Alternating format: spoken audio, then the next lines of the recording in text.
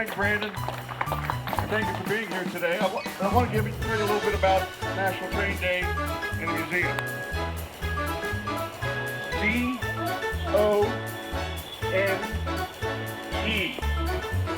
Done. 156 years ago, that one word was telegraphed across the nation to signify the completion of the first transcontinental railroad. It was cause for great celebration in all 36 states of the Union. Travel time from one end of the country to the other had been slashed from many weeks to just a few days. There was another reason for celebration that's not so well known. The country was just recovering from the Civil War. Southern states had tried to leave the Union. There was great fear that the western coast would try to leave the Union to secede from the United States. Not because of slavery and not because of states' rights, but simply because of the great distance separating them from the rest of the country. People that lived in California and the Oregon territories often felt like they really did not belong in the United States. And in fact, if they had seceded, it might very well have succeeded due to the great distance involved. So the Transcontinental Railroad literally tied the nation together with ribbons of steel. Now on May 10th, we celebrate, it's National Train Day. We celebrate the driving of the Golden Spike at Promontory Summit.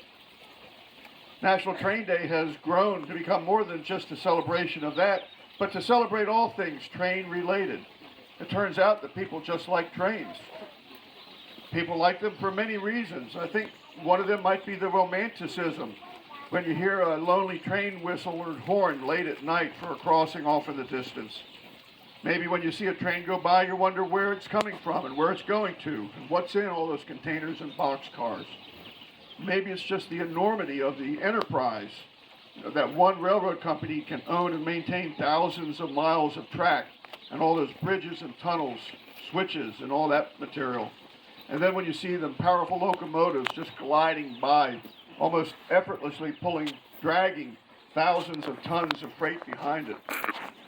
Maybe it's if you're technically minded, maybe you like the precision with which everything is put together and it operates almost like clockwork. Whatever the reason, people like trains.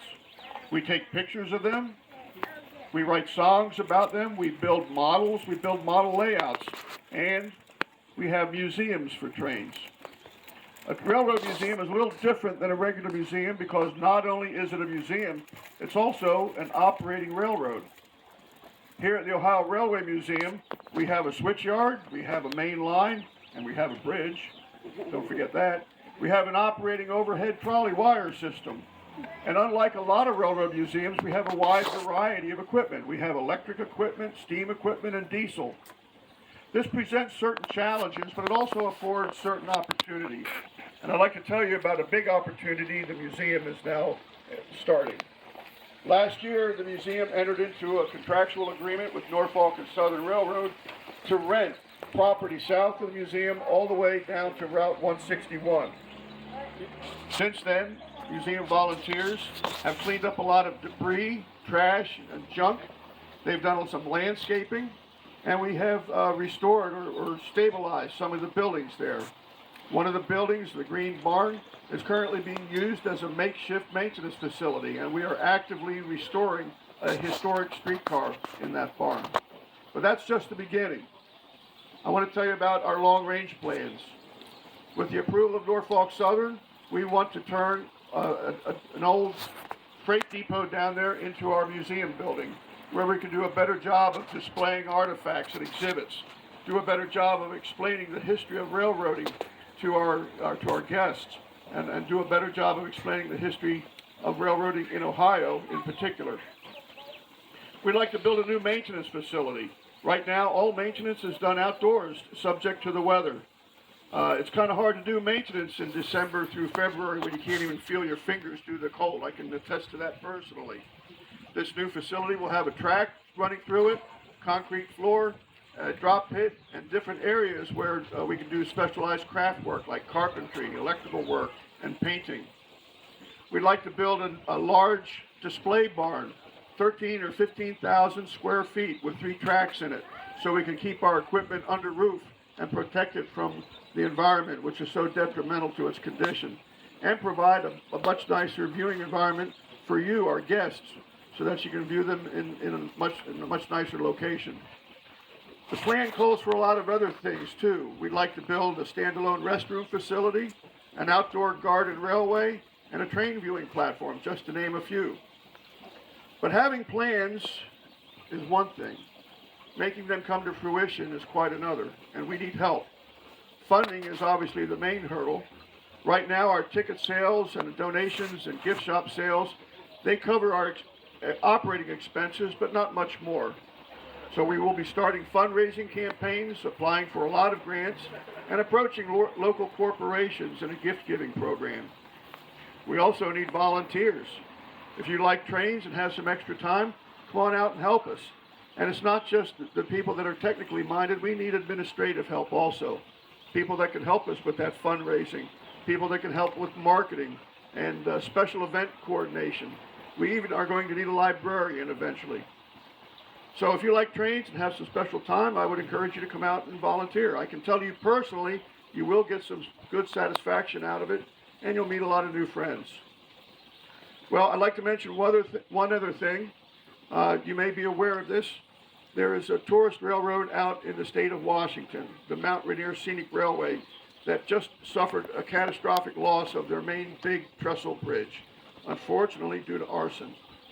That has effectively shut their operation down, and we would like to help them to the extent we can. So all of the donation money we receive today, as well as half of our ticket revenue, is going to be donated to the Mount Rainier Scenic Railway to help them out. In closing, I'd like to thank all of you for your time and coming out here and spending your time with us. We hope you've enjoyed your time and spend some more time here. I would also like to sincerely express my appreciation to all of our volunteers. This is an all-volunteer operation. We do not have any paid employees. Without these volunteers, this museum would not be here, and sometimes I think our volunteers are really miracle workers. They get an awful lot done. With that, I'd like to say thank you, and please enjoy the rest of your day here at the Ohio Railway Museum. Thank you.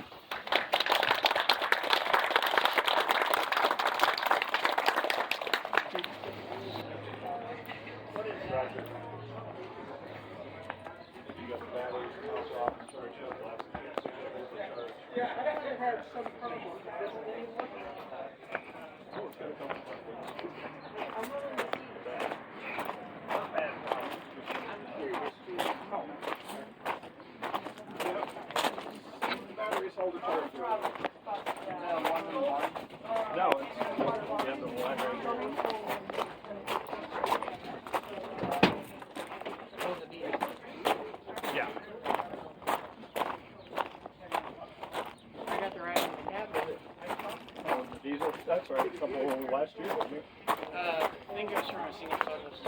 I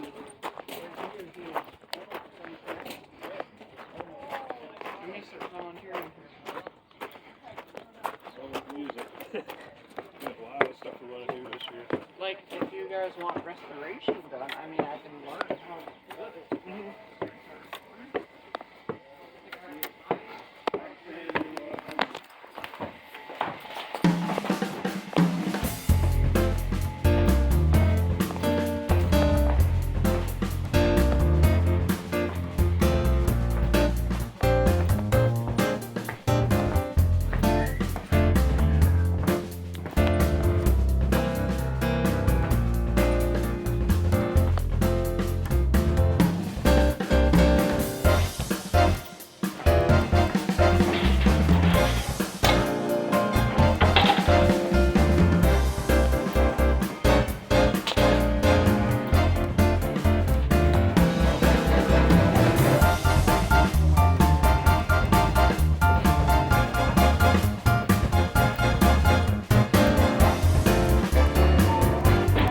Can you all do me a quick favor? Say, Ohio Valley Rails! Ohio Valley Rails! That'll work.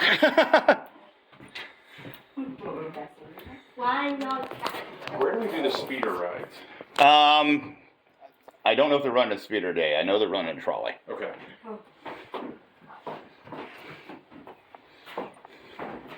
I'm from Operation Lifesaver, so I'm just here to talk about train safety and whatnot. I was just trying to figure out why it stopped working. Yeah. Well, look, come here, out of the way. Yeah, I'll come through here. I know he's trying to.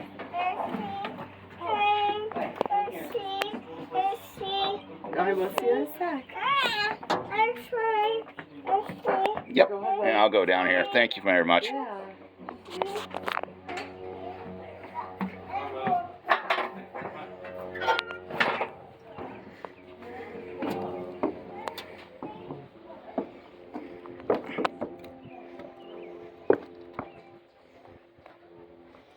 So you just heard the presentation from Bill. Currently, this is the right-of-way that they're running the trolley through. Down under the southern end is where they're going to do the improvements. A lot of hard work getting into this museum. Still a lot of nice displays and whatnot to take in.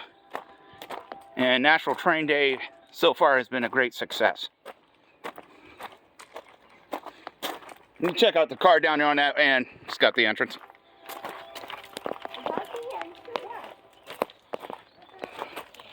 Here's trolley number 64.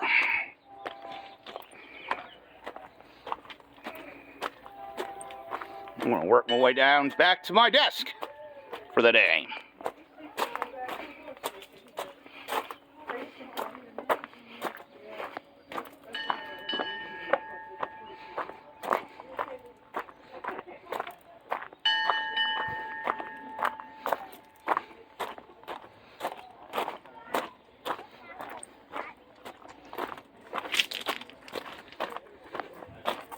Thanks again what you do for the museum, guys. I appreciate ya. You're welcome. Yep. Thank you. Thanks for coming today, folks. Appreciate you. Had a great time. Yep.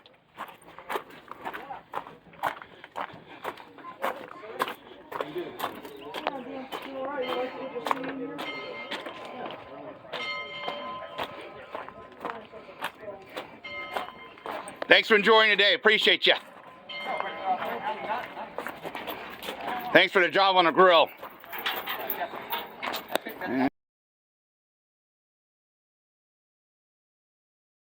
So if you could make sure to keep all your hands, limbs, everything inside the car.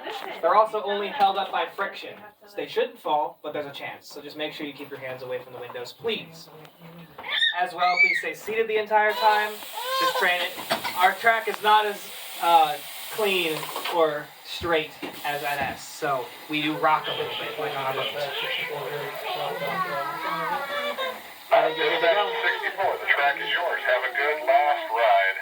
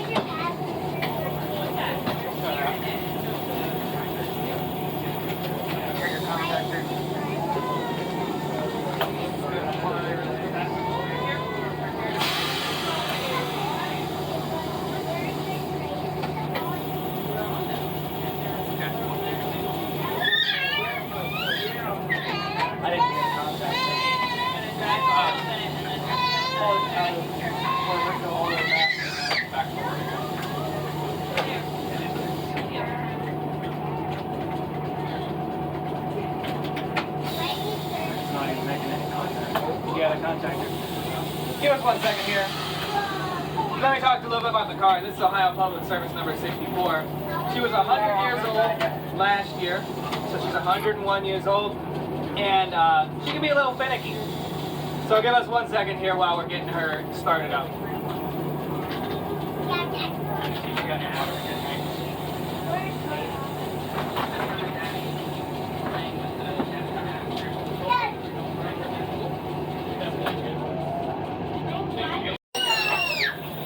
There we go. Hooray! All right, so while we're on the ride, I'm going to give you a little bit of a history lesson. The Ohio Railway Museum didn't actually start named the Ohio Railway Museum. We actually started out as the Central Ohio Railfans Association. This was a group of guys that just kind of hung out.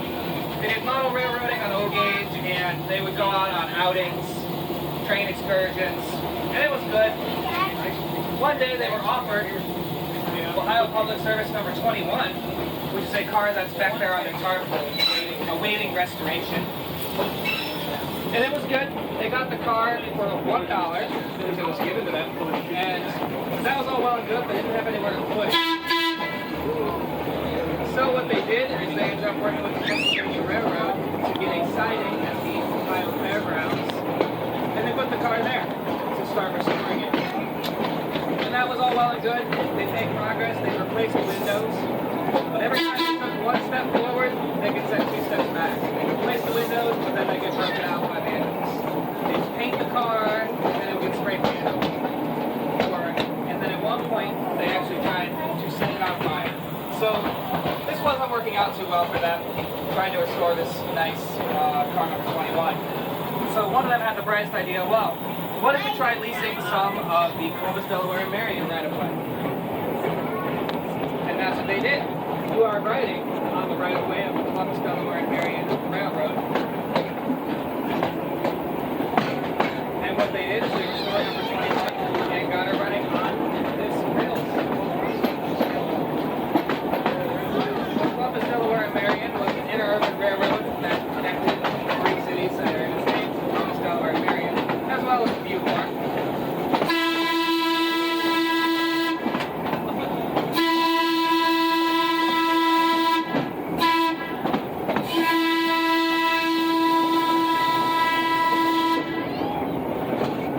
They ran multiple different kinds of interurbans, and one of them was number 511. We also have that under tarp awaiting restoration in our yard.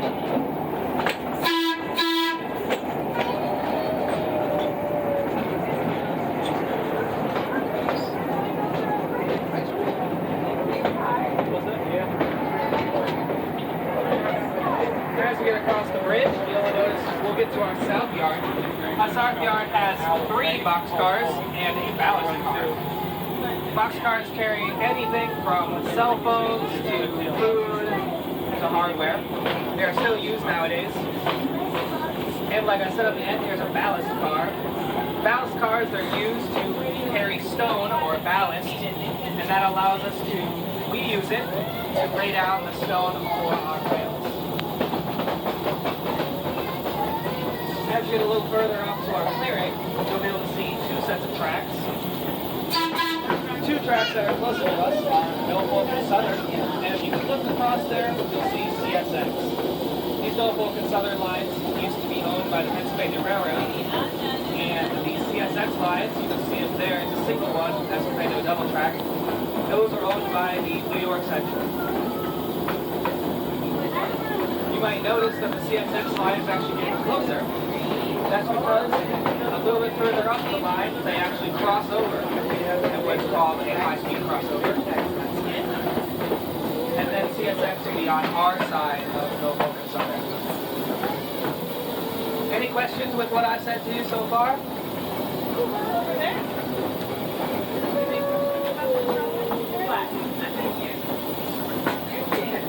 All right.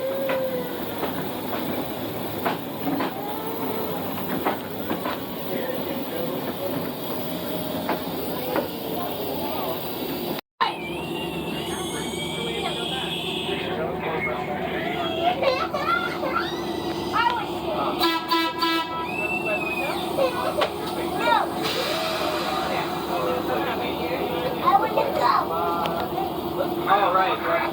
So a little bit more information on the trolley you're riding on now. You might have heard them being called anywhere from a trolley to an interurban to a streetcar. Does anybody know the difference between an interurban and a streetcar?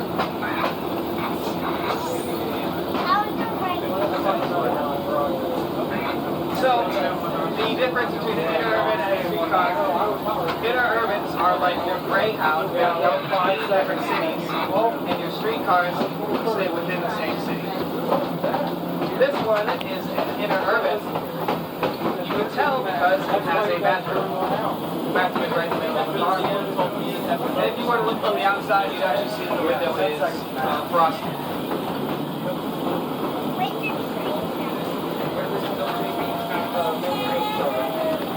This particular car went between Mansfield and Shelby.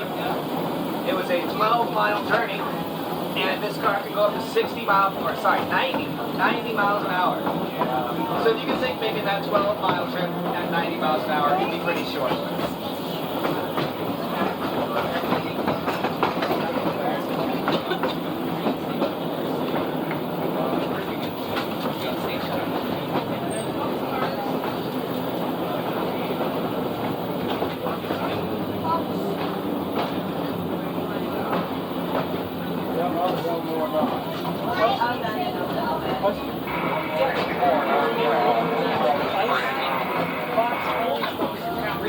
Yeah, we have 2 Reapers and 1 Boxcar.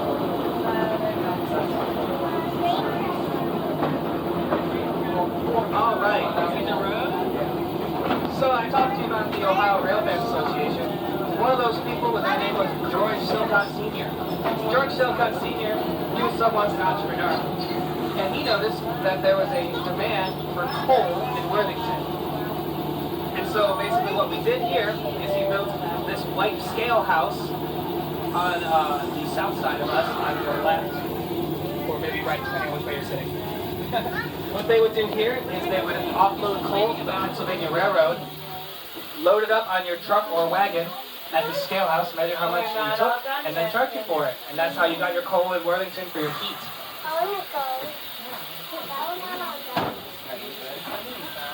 We continue a little bit more northward, and you can see this white building. This white building is the Pennsylvania Railroad's passenger depot. So if you wanted to get on the Pennsylvania Railroad, you would get on right here, and they would take you anywhere on the Pennsylvania.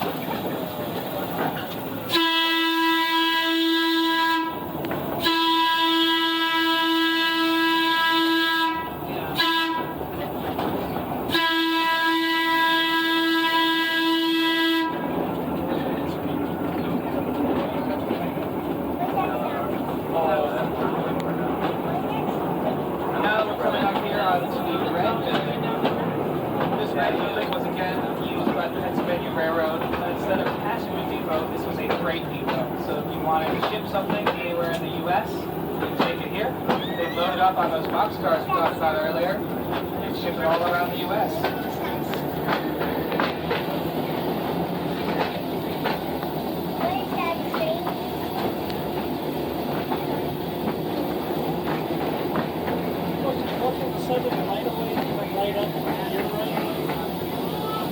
So we have, there's Norfolk Southern track, but there's another parcel that they also own, and that goes right across. And we're leasing it right now. That's what the whole 5-year plan is going to be, is building out this lease area. All right, so we talked about this guy called George Silcott Sr.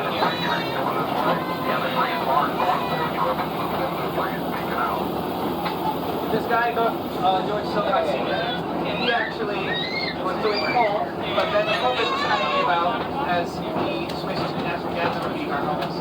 And so he figured out a different way to make money.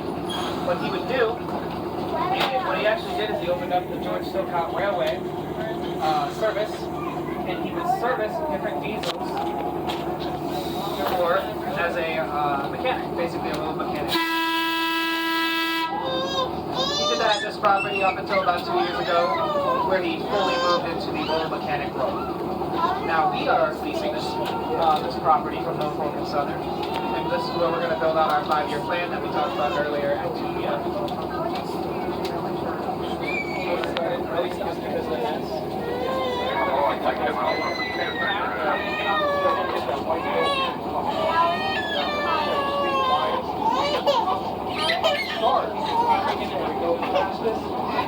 You can't talk about it because we're going west now. We're going to get that slow. Second, we're talking about passenger vehicles. We're going to make it whistle and talk. You're talking about stopping the crossing of the street. Stop at the scale house. And then start slow. Start slow. Because then it's talking about that.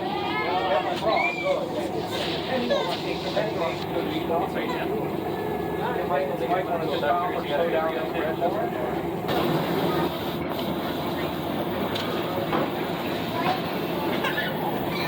this building we're coming up on is the Green Barn. It's called the Green Barn because it's green. But it was built in the 1980s by George Stokes Senior's family.